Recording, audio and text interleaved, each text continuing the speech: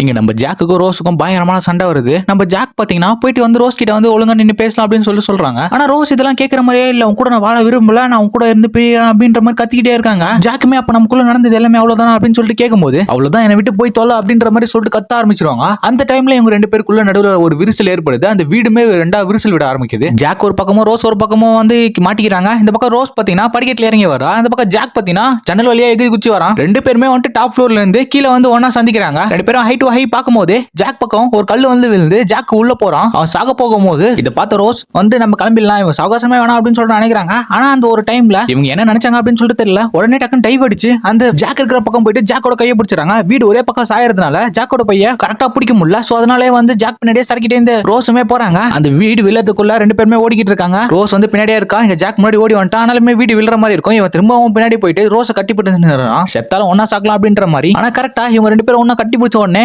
வீடுமே விழுது. அந்த இருக்கிற ஒரு ஜன்னல் வழியா இவங்க ரெண்டு பேருமே தப்பிச்சிடுறாங்க. பிரேக்கப்ல இருந்து அவங்க வாழ்க்கை திரும்பவும் வந்து ஒரு புரிதல் ஏற்பட்டு ஒன்னா வாழ ஆரம்பிக்கிறாங்க.